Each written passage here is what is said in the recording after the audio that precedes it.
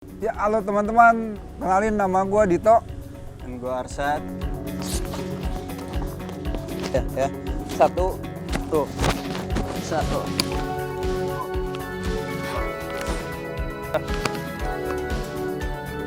Nah, ini kita di sini mau ngebahas soal bela dirian yang mulai lagi diminati di Indonesia. Nah, kebetulan nih sebelah gue nih senpai gue, guru gue di bela diri Kempo. Sorinji Kempo. Soniji Kempo. Apa itu bedanya Soniji Kempo sama Kempo-Kempo yang lain? Ada American Kempo kan kalau Kempo sendiri itu induknya cuma satu sebenarnya, dari Jepang sendiri, dari Tadosu. Jadi sekarang kalau kita lihat di Google tuh banyak tuh Kempo ya kan, banyak. Tapi yang lebih ditekankan dari kita ini sebenarnya Sorinji Kempo. ya. Ini gua bisa dibilang baru mulai belajar Kempo nih baru 6 bulan nih senpai. Oke senpai, ini kan banyak juga ya pertanyaan-pertanyaan yang bilang bahwa efektif apa nggak efektifnya sih bela diri untuk self defense gitu. Nah, kalau di Kempo, menurut senpai sendiri nih yang udah malang melintang berpuluh-puluh tahun kali senpai ya? Oh, enggak. Saya dari Efektif 2008 saya. 2008. Kempo ya. Jadi nggak terlalu. Ya sedikit tahu banyak lah. Kenapa saya memilih Kempo ya? Satu ya menurut saya pribadi ya efektif ya. Apalagi ya kan nggak terlalu banyak mengeluarkan tenaga ya bisa ya. Dengan teknik-teknik itu tapi tetap harus dilatih. Nggak bisa kita hanya melihat terus kita ngikutin dan kita akan bisa menguasai teknik itu tersebut, tidak bisa.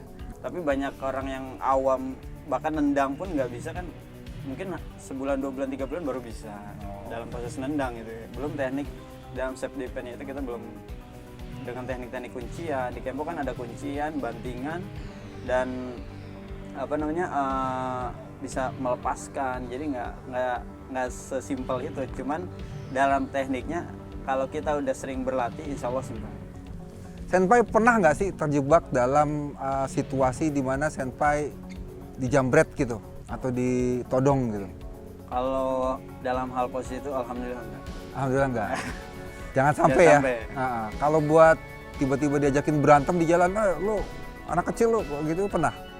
Enggak juga. Enggak juga ya. Kalau setelah ikut Kempo ya kita lebih memikirkan situasi kedepannya. Kita kedepannya harus entar terjadi begini, entah dia kayak gimana, kita bagaimana, kita harus memikirkan ke depannya. Jangan kita memikirkan ego sekarang lah. Kita sekarang dewasa, kita bagaimana self defense ini dilatih oleh kita, ya kita untuk melindungi diri kita kan.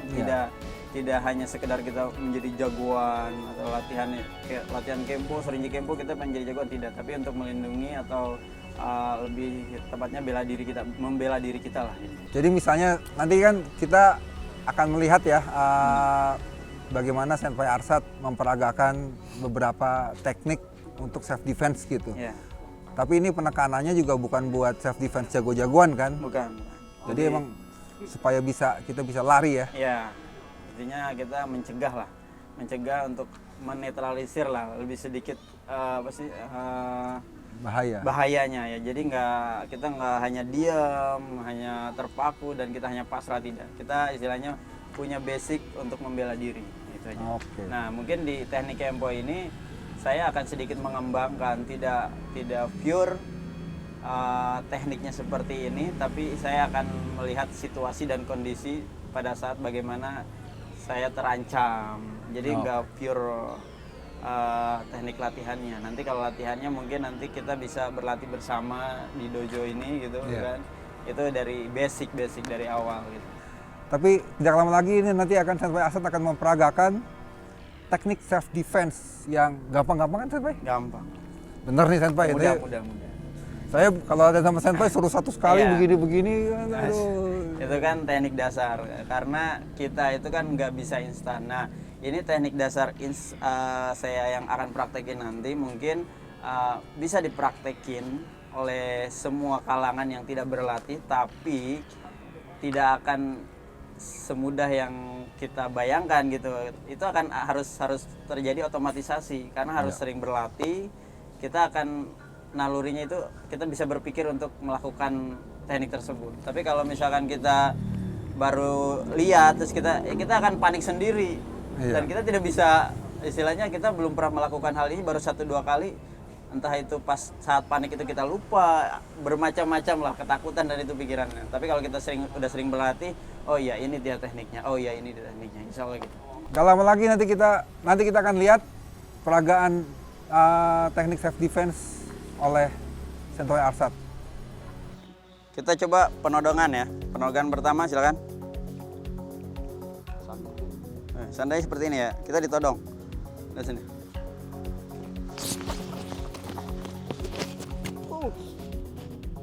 Ya, kita coba gerakan lambatnya ya. Kita mesti diperhatikan gimana.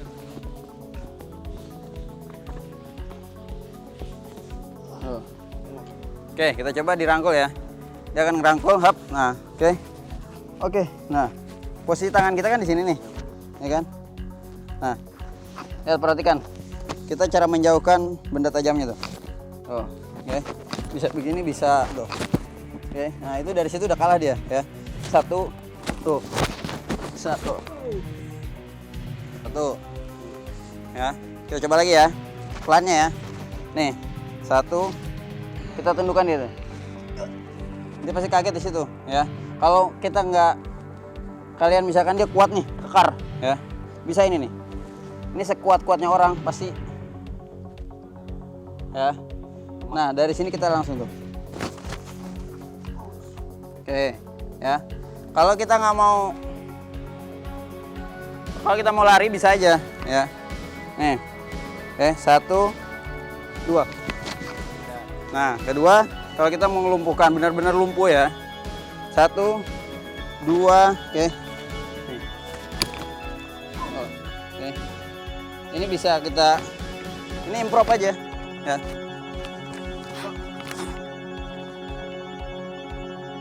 Satu, oke, bisa ini. Intinya ini nih. Nah, kedua, kita ngelihat nih posisi tekuknya dia nih ya. Biasa dia itu antara dia seperti ini, tapi lebih banyak dia menekuk seperti ini. Benar gak? Nah, kalau dia memukul. Nah, oke. Sebelum dia memukul kita istilahnya ya tenang dulu lah. Istilah tenang. Kedua, kita mengambil situasi ya, biar kita siap nih mana yang harus kita tendang ya. Bagaimana cara jatuhin lawan ya. Ini juga bisa ya. Bebas, oke. Bebas ya. Karena kita kosong ya. Dia pasti nunduk tuh. Oke.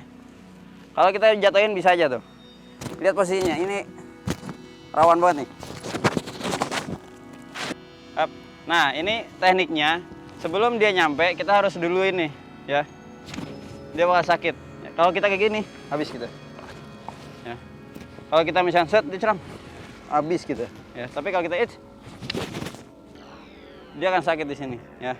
Itu satu teknik ya. Oke.